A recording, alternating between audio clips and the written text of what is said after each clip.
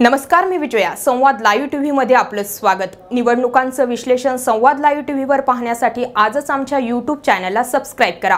आता पाहूयात एक महत्त्वाची बातमी. काहीही झालं तरी बंडखोरी करणार आणि अपक्ष म्हणून का होईना पण निवडणुकीच्या रिंगणात उतरणार अशी ठाम आणि जाहीर भूमिका घेतलेले सुवेंद्र गांधी यांनी निवडणुकीच्या रिंगणातून सरता पाय घेतला. भाजपाने खासदार दिलीप गांधी यांना तिकीट नाकारल्यानंतर पुत्र सुवेंद्र गांधी यांनी बंड पुकारले होते. निवडणुकीत उतरण्यासाठी त्यांनी तयारीही केली. मात्र आज निवडणुकीतून माघार घेत असल्याची भूमिका त्यांनी जाहीर केली. वडील खासदार दिलीप गांधी यांच्या मार्गदर्शनाखाली काम करणार असल्याचंही सुवेंद्र गांधी यांनी सांगितले. स्वतः राधाकृष्ण विखे साहेब या ठिकाणी येऊन गेले होता. त्यांची आमची बैठक झाली. विजय पूर्ण साहेब पण आले आणि त्यांनी ते सांगितलं की सुरेंद्र, तू काही डिसिजन घेऊ नको, आम्ही तुझ्या पाठीशी आहोत आणि साहेबांवर काय ज्या गोष्टी झाल्या आहेत निश्चितपणे साहेबांचा पण मान सन्मान केला जाईल असं त्यांनी सगळ्यांनी या ठिकाणी भूमिका स्पष्ट केली.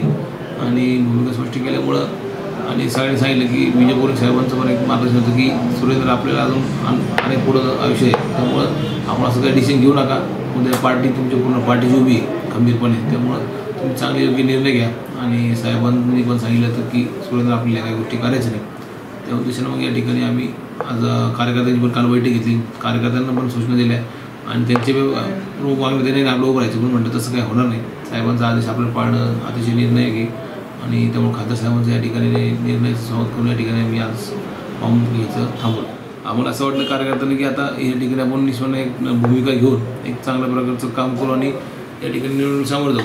पण खासदार साहेबांनी त्या दिवशी सांगितलं की माझा मुलगा माझा ऐकतो आणि त्यामुळं साहेबांनी प्रेशर माझ्यावर कायम ठेवलं आणि मला सांगितलं की आपल्याला या काही गोष्टी करायच्या नाही, कारण की या भारतीय जनता पार्टीच्या माध्यमातून आपण आज ज्यूसच्या गाडीवरून अधिकवर आलो आहे. निश्चित साहेबांचं हे जे प्रवास आहे अतिशय कठीण प्रवास होता आणि त्यामध्ये सगळं नगरच्या जनतेने साहेबांनी मोलाची साथ दिली आणि निश्चितपणे या मोलाची साथमुळेच आज इथवरचं पल्ला आम्ही गाठला आणि चांगल्या प्रकारचं काम समाजाच्या माध्यमातून सर्व कार्यकर्त्यांच्या माध्यमातून या ठिकाणी केलं.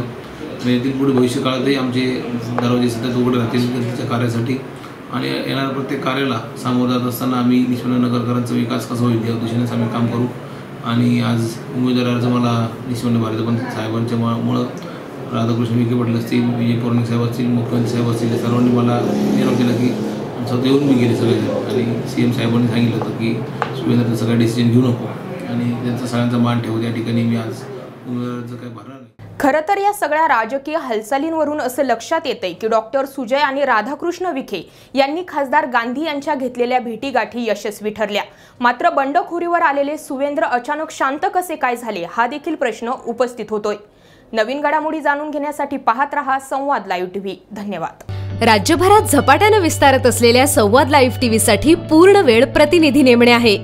शिरूर श्रीगोंदा पारनेरसाठी पूर्ण वेळ 1 प्रतिनिधी, आंबेगाव खेड जुन्नरसाठी पूर्ण वेळ 1 प्रतिनिधी, बारामती इंदापूर दौंडसाठी पूर्ण वेळ 1 प्रतिनिधी, मुळशी मावळ हवेलीसाठी पूर्ण वेळ 1 प्रतिनिधी, पुणे शहर आणि हडपसरसाठी पूर्ण वेळ 1 प्रतिनिधी, पिंपरी चिंचवड भोसरीसाठी पूर्ण वेळ 1 प्रतिनिधी, अहमदनगर शहर आणि नगर दक्षिणसाठी पूर्ण वेळ 1 प्रतिनिधी, औरंगाबाद शहर आणि जिल्ह्यासाठी पूर्ण वेळ 1 प्रतिनिधी. वृत्तपत्र क्षेत्रातील अथवा कोणत्याही माध्यमातील किमान 2 वर्षांचा अनुभव आवश्यक. स्वतःचा कॅमेरा आणि दुचाकी असावी. आपल्या भागातील राजकीय, सामाजिक आणि परिसराचं संपूर्ण ज्ञान आवश्यक. इच्छुकांनी आपला संपूर्ण बायोडेटा sanwadtv@gmail.com वर पाठवावेत आणि मुलाखतीसाठी समक्ष भेटावं. अधिक माहितीसाठी 9665 992 992 या क्रमांकावर आजच संपर्क करा.